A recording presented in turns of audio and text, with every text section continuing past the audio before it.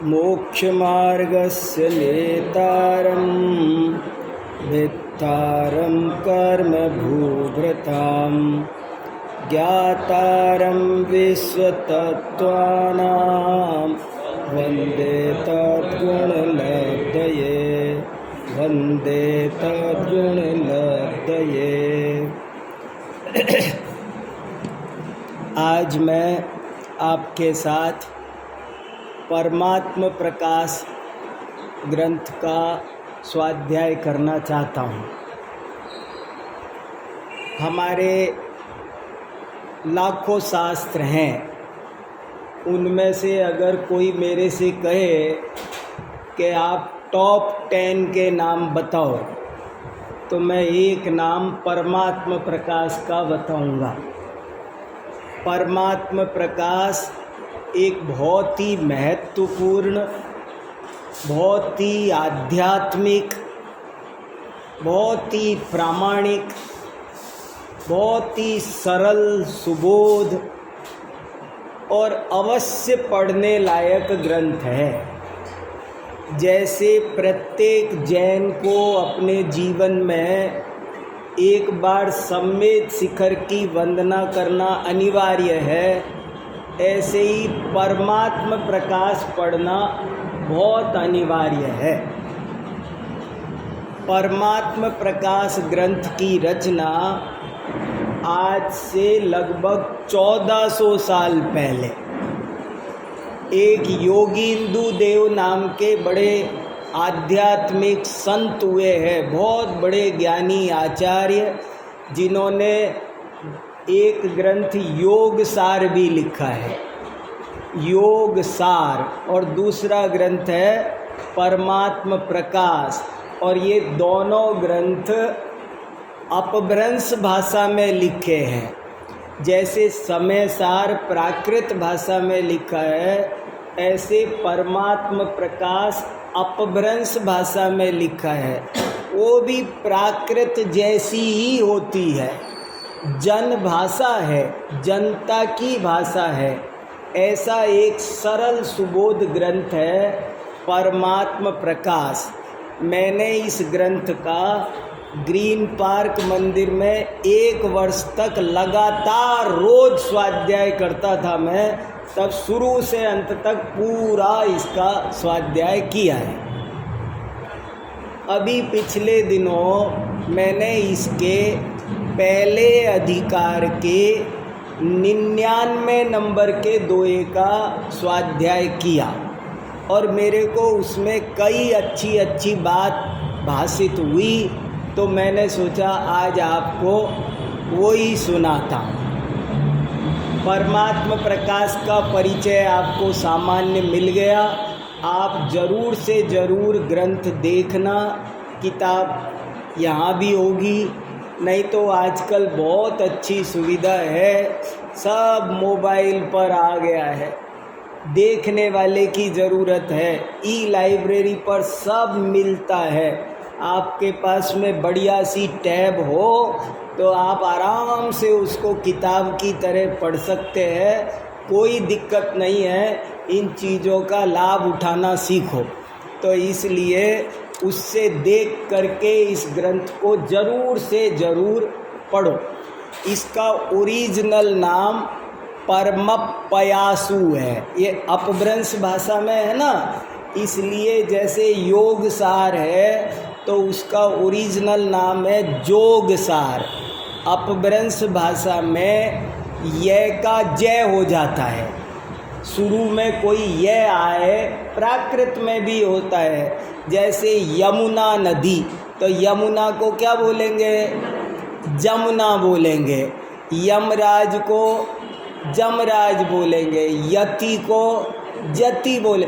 आप जितने भी शब्द ये से शुरू होने वाले हैं, आप उनको देखो तो ये प्राकृत, अपभ्रंश, ब्रज भाषा वाले उन सब को यशोदा नहीं रखेंगे, जसोदा कर देंगे। तो ऐसे ही योग, योगी, जोगी, योगी से ही जोगी बन गया है। तो एक ग्रंथ तो बहुत प्यारा, 108 ही दोहे हैं, छोटा सा है, जोग सार। जो लोग कहते हैं कि हमको ग्रंथ समझ में नहीं आते, कठिन लगते हैं, उनको इन योग सार और परमात्मा प्रकाश का स्वाध्याय ये बच्चे करे तो इनकी समझ में आ जाए। इतना सरल ग्रंथ है वो, और सरल होने के साथ जीवन के लिए सबसे ज़्यादा इम्पोर्टेंट है। और सब में तो बहुत सारी टेक्निकल ज्ञान विज्ञान की बातें हैं, लेकिन इसमें विशुद्ध आत्म कल्याण की बात है, कैसे आत्मा का कल्याण करना। इसलिए आपको इस ग्रंथ के स्वाध्याय की प्रेरणा मिले, इसलिए मैं आज इसमें से एक खास बात सुनाना चाहता हूँ। इस ग्रंथ की एक संस्कृत में टीका भी मिलती है। एक ब्रह्मदेव सूरी नाम के बहुत बड़े विद्वान हुए हैं आज से करीब 900 साल पहले, और वे टीकाकारों में टॉप मोस्ट टीकाकार माने जाएं, ऐसे टीकाकार है।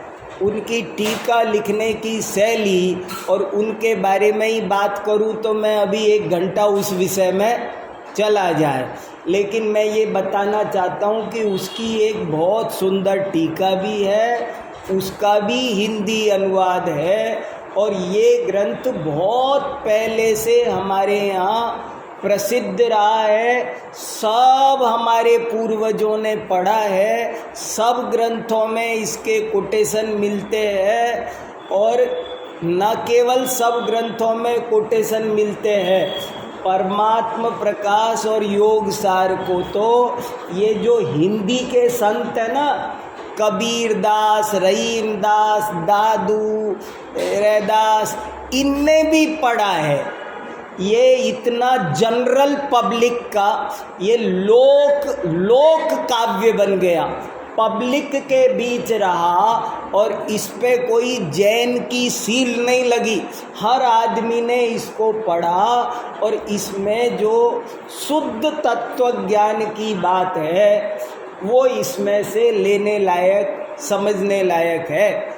इसका हिंदी अनुवाद आज से 300 साल पहले पंडित दौलत राम जी ने किया है। इसका हिंदी अनुवाद भी पूरे का मौजूद है। फिर A.N. उपाध्याय ने भी किया है, और ये ग्रंथ कई जगह से छपा है। आप चाहो तो अपने घर की वैल्यू बढ़ाओ, घर में रखो। ये रायचंद्र आश्रम अगास से A.N. उपाध्याय के द्वारा संपादित होकर छपा भी है। तो ऐसे करके मैंने आपको सारी बातें इसके बारे में बता दी। आप दौलत राम जी, जिन्होंने पद्म पुराण की हिंदी टीका लिखी, हरिवंश पुराण की लिखी, आदि पुराण की लिखी, उन्होंने ही इस ग्रंथ की हिंदी टीका भी लिखी है। तो ये एक बहुत प्यारा ग्रंथ है, और इसमें 2 अधिकार है। देखो, इसमें 2 अधिकार है, और 2 अधिकार के नाम भी सुनो आप।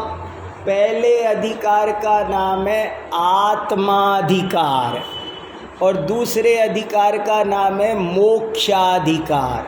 2 अधिकार हुए, एक आत्मा और एक मोक्ष। 2 ही चीज़ इम्पोर्टेंट है, समझने लायक। अब बाकी 2 समझी तो सब समझ में आएगी। इसलिए ये 2 अधिकार है, एक आत्माधिकार और एक मोक्षाधिकार। और इसमें सरल ग्वाल बाल के उदाहरण दे करके बातों को समझाया है। मन करता है मैं पूरा स्वाध्याय फिर से करूँ आपके साथ, क्या करे, परिस्थितियाँ नहीं करने देती। नहीं तो बहुत उसके लिए बहुत वैसा ही लगातार बैठो करो सब होता है ना। अब अपन 15-15 दिन में एक बार बैठ पाते हैं। देखो, खैर आप खुद कर सकते हो, आत्म बलम बलम पर बलम दुर्बलम। एक ये भी इम्पोर्टेंट बात कहना चाहता हूँ, किसके भरोसे रहोगे? अपना हाथ जगन्नाथ। आत्म बलम बलम पर बलम दुर्बलम। जो दूसरे के भरोसे रहता है उसी का नाम दुर्बल है, और जो अपने भरोसे रहता है उसी का नाम बलवान है। मैं कब करूँगा? अच्छा, कर भी दूँ मान लो, तो कब शुरू करूँगा? मुझे तो किसी ग्रंथ के बारे में इतना सुनता हूँ तो बिल्कुल धैर्य नहीं होता। आज चाहिए और आज ही शुरू करूँगा। 2 दिन में 4 दिन में उसका पूरा स्वाध्याय करूँगा। जब कब शुरू करोगे, कब पूरा होगा? हम तो अभी करेंगे, पूरा करेंगे।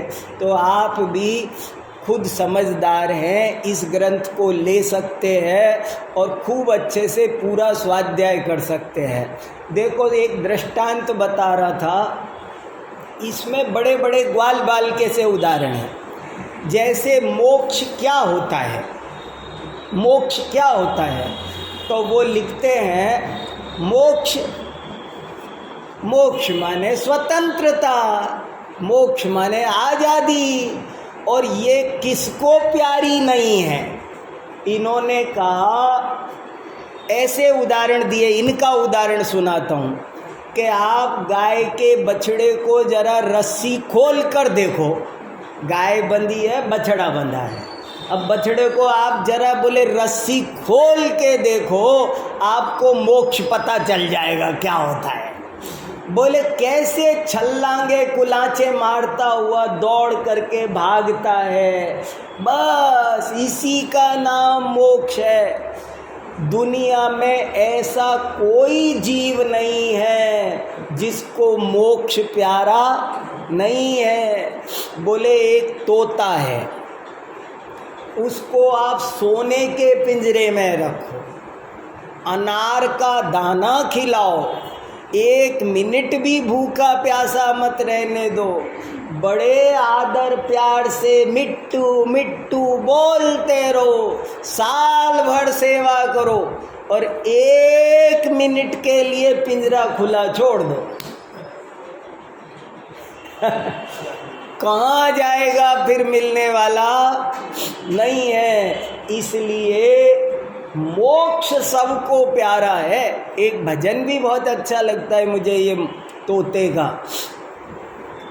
तोते के भाव जैसे कभी तिर ही जाएंगे, कबूतर के भाव जैसे कभी तिर ना पाएंगे। 2 तरह के भाव होते हैं, एक तोते जैसे भाव और एक कबूतर जैसे भाव। कबूतर को एक दिन दाना डालो बालकनी की मुंडेर पे, तो वो रोज बिन बुलाए आप उड़ाओ तन न उड़ेगा, वो वहाँ पल जाता है। और तोता इतना रखो तो भी उड़ जाएगा। हमारे पूर्वाचार्यों का एक ही संदेश है, 2 मिनट भी ना लगे ध्यान से समझो तो, कि अनासक्ति से रहो। आप घर में रहो तो चलेगा, पर घर आपके अंदर नहीं रहना चाहिए। आप दुकान में बैठे हो तो चलेगा, पर दुकान आपकी खोपड़ी में बैठी नहीं होनी चाहिए। नाव पानी में हो तो कोई बात नहीं, मगर अगर नाव में पानी आ गया तो बस अब गारंटी से डूबेगी बेटा। इसलिए इस जगत को नाटक के समान समझ के, इसको धर्मशाला के समान समझ के, यात्री के समान समझ के, जो लोग विरक्ति से अनासक्ति से जीवन यापन करते हैं वे तो रहते हैं प्रसन्न, उनको नहीं होता कोई टेंशन डिप्रेशन। समय सार में ऐसा लिखा है कि जो ऐसे नहीं रहते हैं और सबको अपना मानते हैं, कोई ये मेरा भला बुरा कर रहा है, मैं इसका भला बुरा करता हूँ, ऐसा मानते हैं, उनको खूब टेंशन होता है, वो बढ़ते बढ़ते डिप्रेशन हो जाता है और इतना भी बढ़ सकता है कि वे आत्महत्या कर लें। कलश नंबर मुझे याद नहीं आ रहा, लेकिन एक कलश है, आपको दिखा दूंगा अगली बार। ये केचन आत्महनो भवंती, बोले वो आत्महत्या तक पहुंच जाते हैं। और जो इस तत्व ज्ञान के मर्म को समझ लेते हैं वे सदा सुखी रहते हैं। यही बात इस परमात्म प्रकाश में तरह तरह से समझाई है। और यहाँ परमात्म प्रकाश में परमात्मा का मीनिंग भी एक खास है। परमात्मा शब्द में भी श्लेष है। परमात्मा माने क्या? परमात्मा माने केवल वो परमात्मा नहीं, वो भी लगा लेना, कोई हमें चिंता नहीं। लेकिन परमात्मा की परिभाषा इन्होंने दी है, 4 दफे लिखा इस ग्रंथ में, अप्पा सो परमप्पा। इस ग्रंथ में 4 दफे लिखा, 300 दोहे हैं और इसमें दोहे हैं। प्राकृत में जो लिखे होते हैं उनको क्या बोलते हैं? गाथा। संस्कृत में जो लिखे होते हैं उनको क्या बोलते हैं? श्लोक। और अपभ्रंश भाषा में लिखे हो तो उनको क्या बोलते हैं? दोहे, दूहा। तो इसमें 300 दुए हैं। यहीं से तो हिंदी में दुए आए। हिंदी की वास्तविक मम्मी कोई है तो अपभ्रंश है। लोग कहते हैं संस्कृत मम्मी है, प्राकृत मम्मी है, वो तो दादी नानियाँ हैं। हिंदी की जो मम्मी है ना, मम्मी, रियल मम्मी, वो माँ तो अपभ्रंश है। प्राकृत संस्कृत वो दादी नानी है।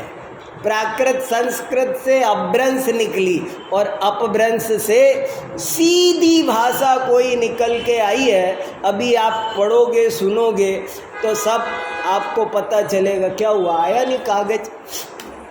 देखो मैं आपको तब तक सुनाता हूँ। मैं इंतज़ार कर रहा था कि वो पेपर आ जाए आपके हाथ में तो बहुत अच्छा रहे। वैसे मोबाइल पर आपको भेजा है, जो लोग मोबाइल पर देख सकते हो वो देख लें, ग्रुप पर भेजा होगा ना, तो वो ऐसे करके आ भी रहा होगा कागज, चिंता मत करो। नहीं, उस पर नहीं भेजे, यहाँ का ग्रुप पे भेजा है। आजकल लोग उस पर देख लेते हैं ना, तो हमने कहा उस पर वो कोई नहीं, वो बताएंगे। कोई नहीं, मैं एक बार थोड़ी पढ़ता हूँ, मैं तो कई कई बार सुनाता हूँ। अब आप सुनो, शांति से सुनो, सरल है, कोई चिंता मत करो।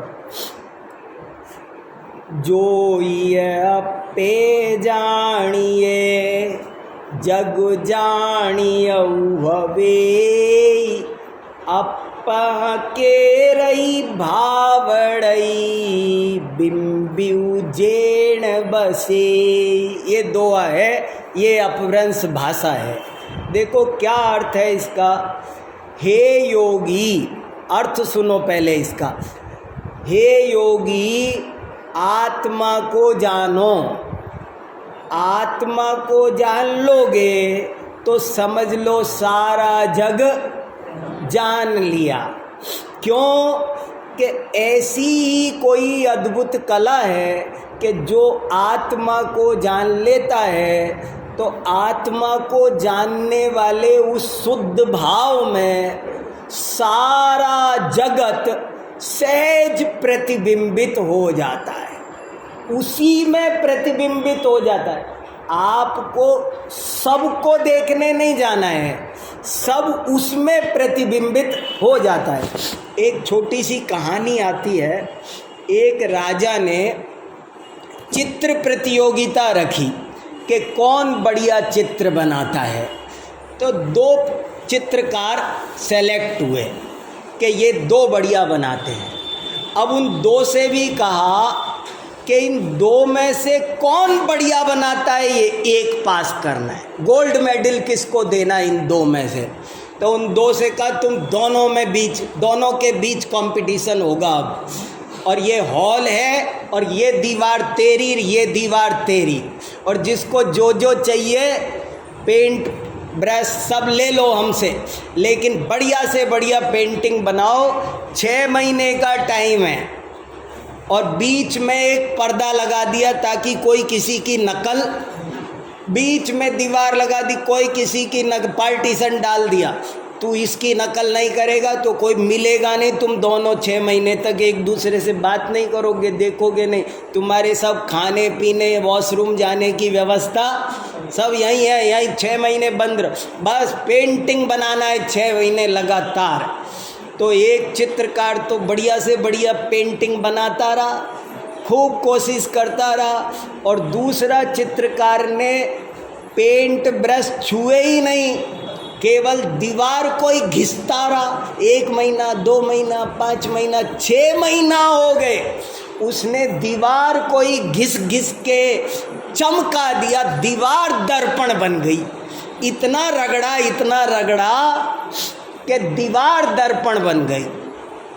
अब 6 महीने पूरे हो गए, राजा आया निर्णायक मंडल को लेकर के कि भैया कौन की पेंटिंग बढ़िया है, तो वो हटाया गया पार्टीशन, बीच में से पार्टीशन हटाया, तो इसने जो पेंटिंग बनाई थी वो तो बहुत जोरदार थी, ये तो बढ़िया चित्रकार था ही था, मगर उसने उधर दर्पण बना दिया था, तो ये पेंटिंग सारी की सारी उधर, जैसे कोई लेमिनेटेड बुक हो ना, ऐसी चमकने लगी।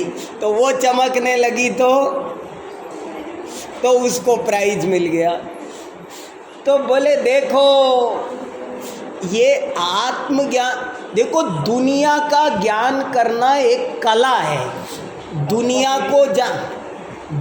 को जानते जानते दुनिया का ज्ञान नहीं होगा, बल्कि आत्मा को जानने से सारी दुनिया अपने आप जानने में आ जाए। ये एक कला है, ये एक अद्भुत कला है। हम क्या सोच रहे हैं, हमको सर्वज्ञ बनना है, तो कैसे बने सर्वज्ञ? अपन सबका क्या टारगेट है, ये सर्वज्ञ बने। तो सर्वज्ञ बनने के लिए क्या करना है कि एक जना एक पदार्थ को जानेगा? बोले नहीं, तुम तो एक आत्मा को जानो और तुमको सब अपने आप जानने में आ जाएगा। कितनी सुंदर बात है, बहुत महत्वपूर्ण बात है। इस कला की ओर कोई ध्यान नहीं दिला पाता, और वो इन्होंने ध्यान दिलाया है, इसलिए मैंने सोचा आपको ये सुनाऊं। और इसकी टीका में भी एक विशेष बात आने वाली है, वो भी मैं लिख के लाया हूँ। आपको इसकी टीका का सारांश भी लिखा है, मैंने मूल दोहा भी लिख के लाया हूँ, अपने हाथ से टाइप करके लाया हूँ। अर्थ है फिर टीका है। देखो अब मिल गया सबको, पढ़ूँ मैं? उधर भी दे दो भैया, अरे एक जने को पकड़ा दो।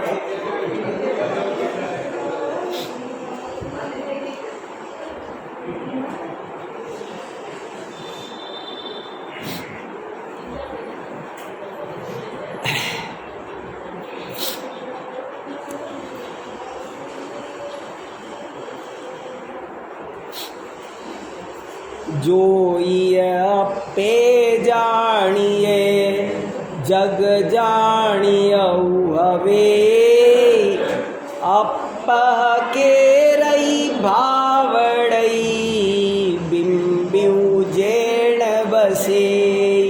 देखो क्या कह रहे हैं, अब अर्थ पढ़ता हूँ, अर्थ देखो। हे योगी, आत्मा को जानने से जगत जान लिया हो जाता है, क्योंकि आत्मा के उस भाव में सर्व जगत प्रतिबिंबित होता हुआ बसता है। एक आत्मज्ञान पर जोड़ दो। तो देखो एक बात मैं ये कहना चाहता हूँ, आज कई छोटी छोटी बातें कई कहना चाहता हूँ। एक बात तो ये कि आपको परमात्म प्रकाश के स्वाध्याय की प्रेरणा मिल जाए तो समझ लो हमारा आज का व्याख्यान सफल। मैं कितनी बात कहूँगा, लेकिन अगर आप में से किसी के जच गया कि परमात्म प्रकाश पढ़ें और ले लिया और घर स्वाध्याय शुरू कर लिया, तो अब चाहे मेरा आगे का प्रवचन सुनो या ना सुनो, मेरा काम तो हो गया। दूसरी बात मैं ये कहना चाहता हूँ कि आत्मज्ञान पर सबसे ज़्यादा फोकस करो। सारे धर्मों का, दर्शन का, सारी क्रियाओं का एक ही प्रयोजन है, अपने को जानना। चाहे पूजा करो, चाहे उपवास करो, चाहे तीर्थ यात्रा करो, जिसने अपने को नहीं जाना उसने कुछ नहीं जाना। ऐसे बहुत उदाहरण हैं, शास्त्र भरे पड़े हैं। अब आज तक गलती ये हुई है कि हमने सबको जाना पर अपने को नहीं जाना।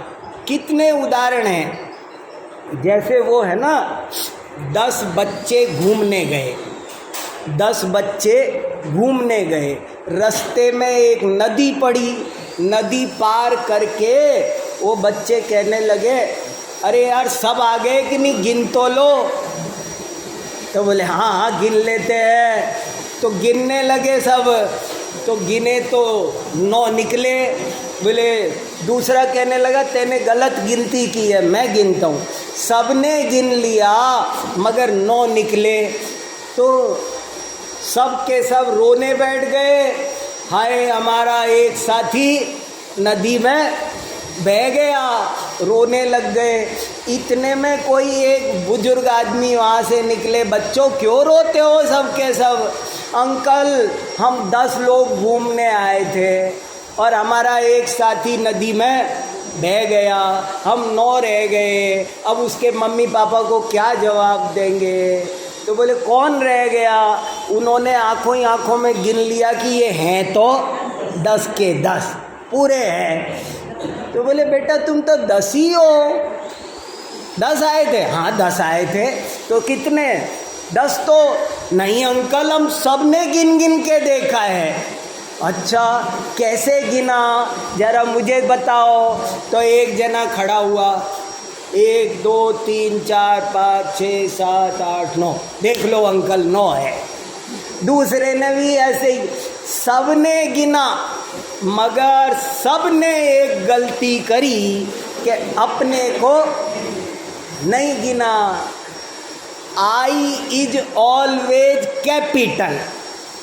अरे तुमको गिनना नहीं आता, जब भी गिनते हैं तो सबसे पहले अपने को गिनते हैं। यहाँ से गिनो, ऐसे गिनो। एक माने क्या होता है? समय सार में 10 जगह एक लिखा है और एक शब्द का अर्थ क्या होता है? एक माने 1 नहीं, एक माने आत्मा, एक माने आत्मा। तो जब भी कुछ भी गिनना हो तो कहाँ से गिनना शुरू करेंगे? अपने से गिनना शुरू करो। ऐसे बहुत उदाहरण मैं आपको बता सकता हूँ जो कहते हैं कि जिसने आत्मा को जाना उसने सबको जाना। मैं कितने कहाँ तक सुनाऊंगा, आप समझ गए होंगे, सुना चुका हूँ मैं यहाँ सब बहुत सारे। एक और छोटा सा सुना देता हूँ, ये बच्चे भी बैठे हैं, बड़े काम का, अरे अपने काम का भी है बहुत, अपन लोग भी कहाँ एहसास कर पा रहे बात का। एक बहुत बढ़िया लगता है दृष्टांत, कभी भूलने लायक नहीं है। एक बहुत बड़े पंडित जी थे, धुरंधर, विद्वान, ज्ञानी, जाने क्या क्या विषय नहीं आते उनको। और वो नदी पार करने के लिए नाव में बैठे। नाव में बैठे तो नाव चल रही थी, नाविक नाव खेरा था। और वो पंडित जी बोले, नाविक भैया अंग्रेजी पढ़े हो? अंग्रेजी आती है? बोले ना पंडित जी मुझे कहाँ अंग्रेजी, हिंदी ना हिंदी, संस्कृत, अरे पंडित जी मुझे नहीं आती। गणित आती है? पहाड़ है। Physics, chemistry, biology. अरे पंडित जी मुझे नहीं आता, मैं तो ऐसे ही वज्रभट्ट मूर्ख हूँ, मुझे कुछ पढ़ना लिखना नहीं आता। अरे तो जब भी पंडित जी पूछते कि अंग्रेजी आती है, वो कहता था नहीं आती, तो पंडित जी उसको कहते थे अच्छा तुझे हिंदी अंग्रेजी नहीं आती तो तेरी तो आधी ज़िंदगी बेकार गई, पानी में गई तेरी तो आधी ज़िंदगी, ऐसे उसको कहते थे। तुझे गणित नहीं आती तो तेरी तो आधी ज़िंदगी समझ ले पानी में ही गई। इतनी देर में ऊपर से बाढ़ आ गई।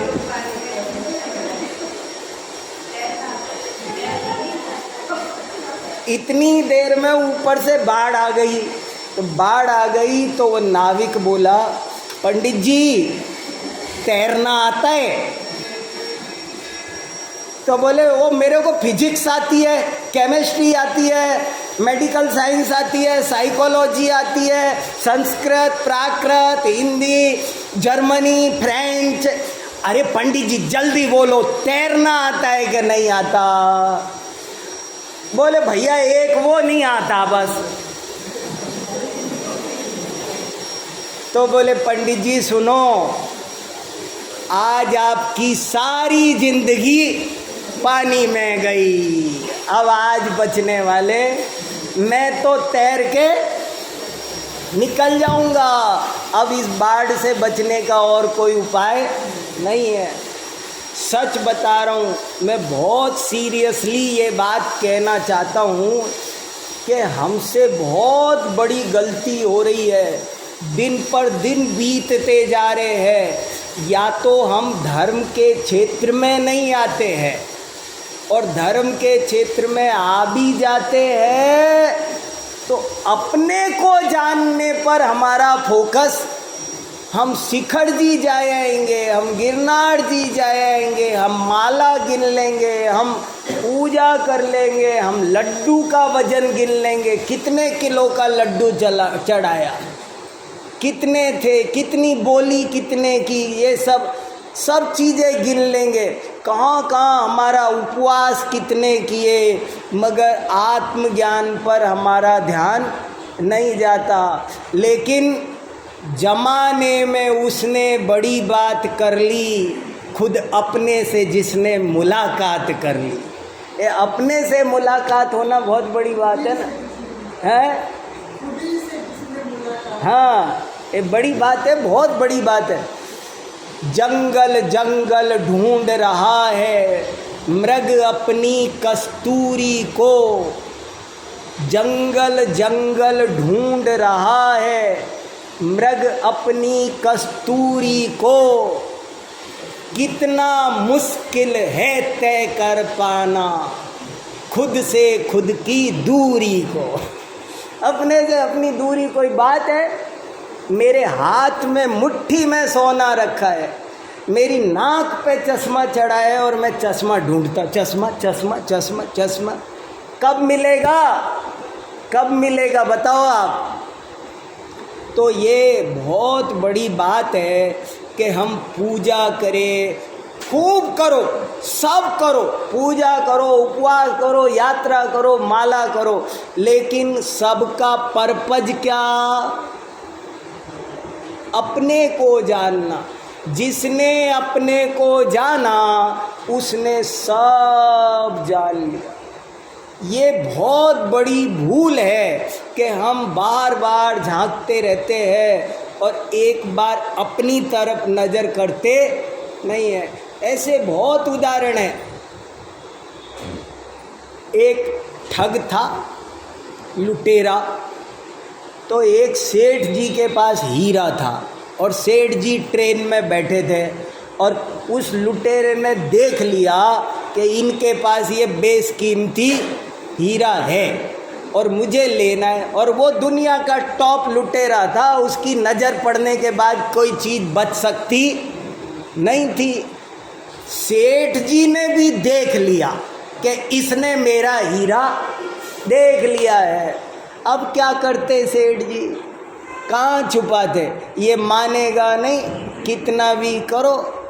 तो सेठ जी ने सोचा हीरा तो गया ही, अब एक उपाय करके देख लेता हूँ।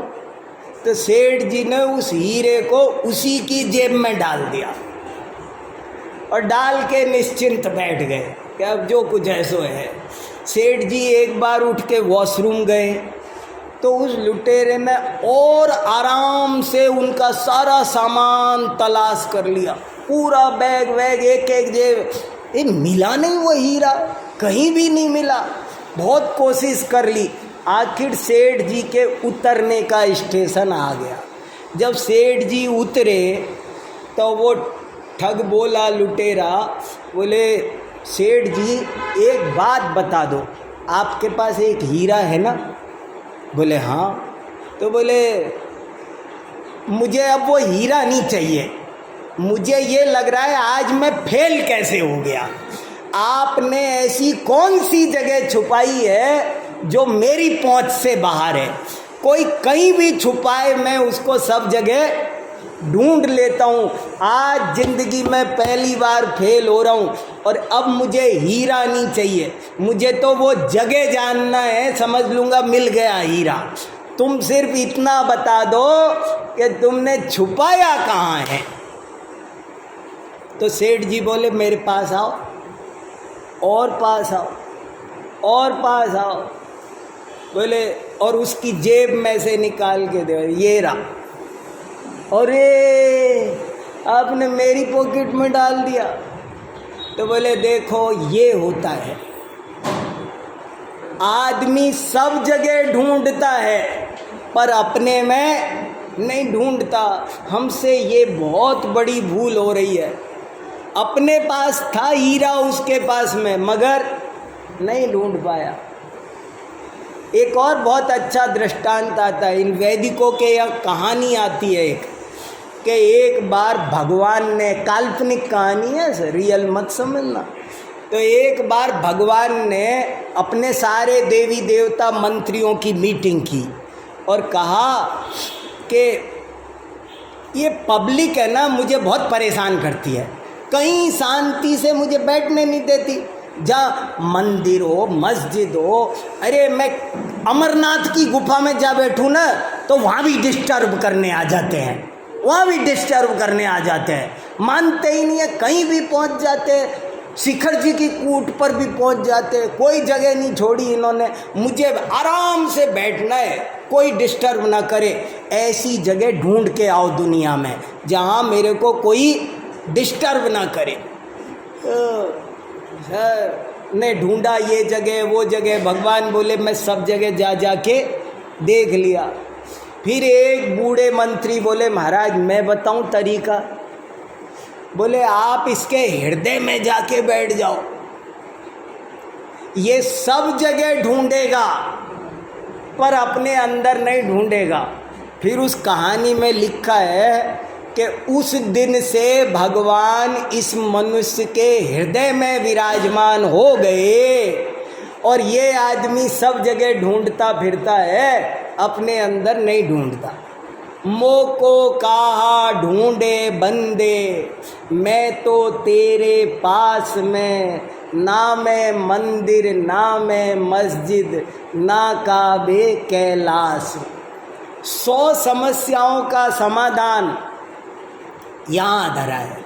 कोई भी समस्या हो तो समाधान क्या?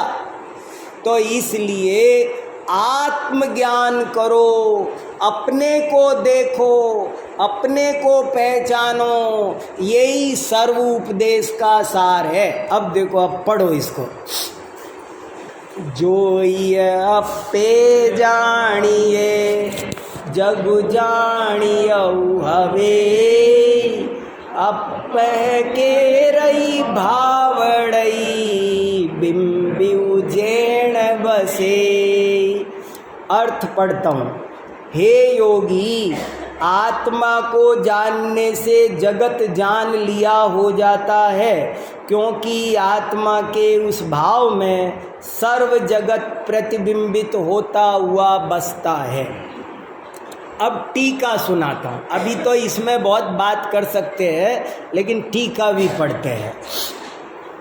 जो आत्मा को जानता है किसने लिखी है ये टीका? ब्रह्मदेव सूरी, संस्कृत में। और हिंदी अर्थ किसने लिखा है? पंडित दौलत राम कासलीवाल, 300 साल पहले। सारी बातें थोड़ी थोड़ी दिमाग पे वजन डालते जाओ। ये याद नहीं करोगे तो कुछ और याद करना पड़ेगा, फिर हमको मत कहना। ये याद नहीं करोगे तो फिर दुनिया की बातें और फालतू की बहुत याद करनी पड़ती है। ये याद रखो। देखो, जो आत्मा को जानता है वह सबको जान लेता है। अतः एक आत्मा को जानने पर ध्यान दो। जो आत्मा को जानता है वह सबको जान लेता है। इसके 4 महत्वपूर्ण तर्क हैं जो ध्यान देने योग्य है। देखो, हमारा देश बहुत आध्यात्मिक रहा शुरू से। हमारे देश के पास जो सबसे बड़ी विद्या थी वो अध्यात्म विद्या थी। और हमारे यहाँ छोटे छोटे बच्चे आत्मज्ञानी होते थे। हमारे यहाँ गडरिया हो, कोई किसान हो, कोई हो मजदूर, चाहे कोई राजा हो, हमारे यहाँ कोई विषय दूसरा आता हो या नहीं आता हो, लेकिन अध्यात्म विद्या सबको कंपलसरी आती थी। और यही सुख शांति का उपाय है। आज ये अध्यात्म विद्या छूट गई, इसलिए लोग परेशान हैं। ये समझ में, ये सीख जाए, इसको जरूर से जरूर शिक्षा में लगना चाहिए। गीता में लिखा है अध्यात्म विद्या विद्यानाम, बोले विद्याओं में सर्वश्रेष्ठ विद्या कोई है तो अध्यात्म विद्या है। अरे बहुत, अभी मैं कितनी सुनाऊं आपको। मैं तो रोका है ज़बरदस्ती, बहुत विचारों को मैंने रोका है कि नहीं नहीं तुझे सुनाने का टाइम नहीं, शांति रखो, और भी पढ़ना है। पर ये बात समझने लायक है, इस पर ध्यान देना चाहिए। आत्मा को जानना जीवन का प्रथम कर्तव्य है। आत्मा को जाना तो सब जाना, और सब काम एक आत्मज्ञान के लिए है। ये हमारी समझ में आना चाहिए। और सब चीज़ों में कुछ नहीं रखा, अगर ये समझा तो सब समझा, ये मतलब है। अब देखो, टीका में 1-2 खास बात है, वो मैं बताता हूँ। अब ये कह रहे हैं कि जो आत्मा को जानता है वो सब जान लेता है। ये कैसे? ये बात तो झूठ हुई। समझ में आया? जो आत्मा को जानता है वो सब जान लेता है, ये ऐसा कैसे हो सकता है? मैं एक आदमी को भोजन कराऊं, मैं DK जैन साहब को भोजन कराऊं, और मैं कहूं मैंने वसंत कुंज जैन समाज को भोजन करा दिया, तो मानोगे आप सब? अब कहोगे क्या बात कर रहे हो, ऐसे थोड़ी होता है। आपने एक को भोजन कराया है, सबको नाम लगा रहे हो। ऐसे ही जो आत्मा को जानता है वो आत्मज्ञ है, ऐसा बोलो। सर्वज्ञ है ऐसे क्यों बोल रहे हो? तो कह रहे नहीं, उसके पीछे लॉजिक है, और एक नहीं 4 लॉजिक है। 4 लॉजिक है। नंबर 1, सर्वद्वादशांग का सार एक आत्मा है। अतः जो आत्मा को जानता है वह सब को जान लेता है। पूरे का सार क्या था? सारी क्रियाओं का सार क्या था? सारी धर्म क्रियाओं का सार क्या था? आत्मा को जानना। अगर आपने आत्मा जान लिया तो आपने उपवास कर लिया, यात्रा कर ली, सब कर लिया। आपने आत्मा को जान लिया तो समय सार पढ़ा कि नहीं पढ़ा? परमात्म प्रकाश पढ़ा कि नहीं पढ़ा? अरे उसका पर्पज वही था, और आपने वो पर्पज पूरा कर दिया तो आपने जान लिया। एक तर्क। दूसरा तर्क, दुनिया में 2 ही तरह के पदार्थ हैं, स्वयं और पर। तीसरे तरह का कोई पदार्थ नहीं है। जिसको आत्मा का ज्ञान होता है उसे स्वयं और पर दोनों का ज्ञान हो जाता है। उसको कभी स्वयं और पर में कोई भ्रम भ्रांति होती नहीं है। उसके सामने कुछ भी चीज़ ले आओ, वो ये बता देगा ये स्वयं है या पर। वो कभी भी अपना अंश पर में और पर का अंश अपने में मिलाता नहीं है, ये भूल उससे कभी नहीं होगी। इसलिए ये इतना सा ही तो दुनिया में जानना ही क्या है। एक बच्चे से कहो कि ये 100 महिलाएं हैं, तू जानता है इनको? बोले हाँ ये मेरी मम्मी है, बाकी मेरी मम्मी नहीं है, खेल खत्म, मेरा काम तो हो गया। ये मेरी मम्मी है, बाकी मेरी मम्मी नहीं।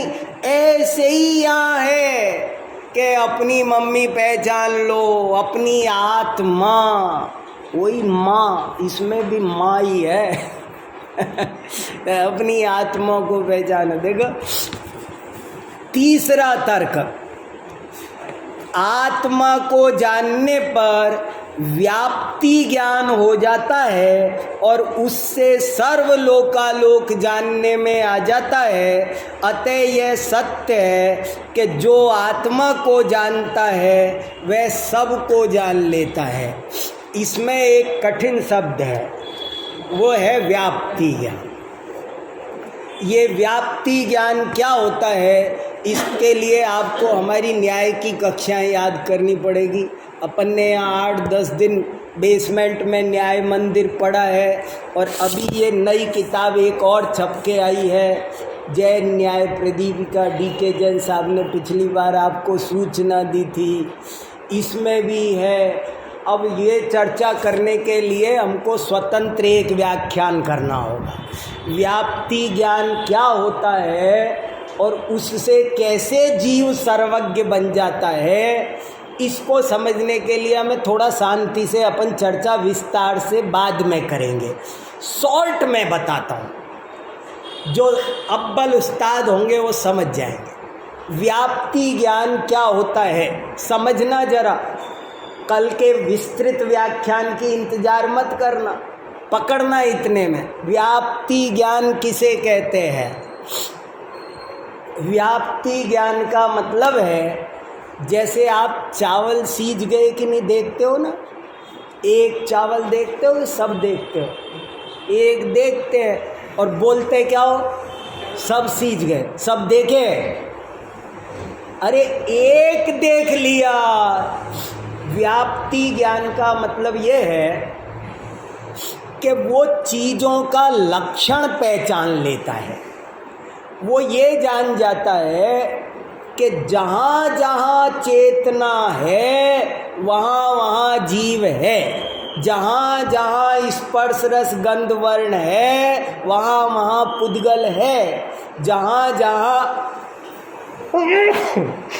जहाँ राग है वहाँ वहाँ दुख है, जहाँ वीतरागता है वहाँ सुख है। इसका नाम व्याप्ति ज्ञान है। व्याप्ति ज्ञान समझ में आया? कि जहाँ राग है वो विभाव है, जो वीतरागता है वो स्वभाव है, जहाँ चेतना है वहाँ जीव है, जहाँ जहाँ धुआं है वहाँ वहाँ आग है। ऐसे उसको कभी भ्रांति नहीं होती, इसलिए वो सर्वज्ञ हो जाता है। उसके सामने कोई भी चीज़ लाओ, ये मोबाइल लाओ, कोई लाओ, माइक लाओ, वो ये कहेगा अगर चेतना है तो जीव है और चेतना नहीं है तो अजीव है, उद्गल है। ऐसे वो समझ जाता है, तो वो सर्वज्ञ बन गया। और चौथा तर्क, आत्मा को जानने पर शीघ्र ही केवल ज्ञान प्रकट होता है, जो सर्वलोकालोक को जान लेता है। अतः यह सत्य है कि जो आत्मा को जानता है वह सबको जान लेता है। कोई बात नहीं, तुम्हें अगर हमारे 3 तर्क नहीं मानने तो अभी थोड़ा सा पेशेंस रखो, जरा सा धैर्य रखो, कल इसको केवल ज्ञान भी होने ही वाला है, वो हो जाएगा। अरे आप भी तो दुनिया में कोई बच्चा मेडिकल पढ़ने जाए तो अभी एडमिशन लिया है, लेकिन आप डॉक्टर कहने लग जाते हो कि नहीं? तो ऐसे ही इसको भी अभी कल केवल ज्ञान होने ही वाला है। घबराओ नहीं, थोड़ा सा हिम्मत रखो, देखना तो कल केवल ज्ञान हो जाएगा। तब तो ये साक्षात प्रत्यक्ष सर्व पदार्थों को जानेगा ही ना, तब सर्वज्ञ होगा ही ना। इसलिए ये एक बहुत बढ़िया दोहा है। अब एक बार फाइनल ये दोहा आपको फिर सुनाता हूँ, देखो आप कितनी गहरी बात है। इस पर आज घर जाके शांति से घंटा आधा घंटा चिंतन करना, सामायिक करना थोड़ी देर। सामायिक माने समय, माने आत्मा, इक माने एकाग्र होना। इस पर ध्यान दोगे, जैसे पलस्तर करते दीवार पे सिंचाई न करो तो उतर जाता है, और सिंचाई करो तो टिकता है, जमता है। ऐसे ही आज आपने जो कुछ सुना वो बहुत मार्मिक बातें सुनी है, जिनवाणी का सार सुना है। इसे यहीं मत छोड़ना, इधर से सुन के इधर मत निकालना, 10 रुपये वाली मूर्ति मत बनना, उसको पचाना और घर जाके इस पर ध्यान देना। देखो पढ़ता हूँ, जो ये अपे जानिए जग जानियऊ हवे, आपा के रही भावड़ई बिंबियू जेण बसे। तो इसको याद करो, पढ़ो और खूब अच्छे से आत्मज्ञान में सफलता प्राप्त करो, यही मेरी मंगल कामना है। हाँ सुमत जी भाई साहब क्या कह रहे हैं, अब सुनाओ।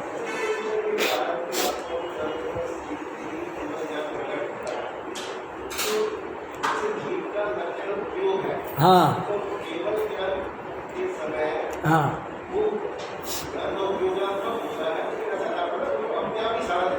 हाँ, तब भी ज्ञान तो ज्ञान ही है। जीव का लक्षण ज्ञान है, केवल ज्ञान नहीं है।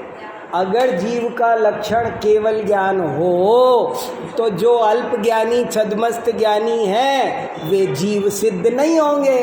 इसलिए जीव का लक्षण मति ज्ञान, श्रुत ज्ञान, केवल ज्ञान नहीं बनाया, सिर्फ ज्ञान बनाया। जहाँ इसका ही नाम व्याप्ति ज्ञान है। जैसे कोई पूछे कि आप ये चौकी जानते हो, बोले हाँ जानते। बोले क्या है बताओ। बोले यदि इसमें ज्ञान है तो ये जीव है, और ज्ञान नहीं है तो अजीव है। ये भी ज्ञान नहीं है। ये टेप रिकॉर्डर जीव है कि नहीं, ये टेलीविज़न जीव है कि अजीव। तो कोई सम्यक दृष्टि ये कह सकता है कि देखो भैया मैं ज़्यादा नहीं जानता, लेकिन इतना पता है यदि इसमें चेतना है, कंप्यूटर जीव है कि नहीं, कोरोना वायरस जीव है कि अजीव। प्रश्न बहुत उठा, बहुतों ने पूछा साहब कोरोना वायरस जीव है कि अजीव है।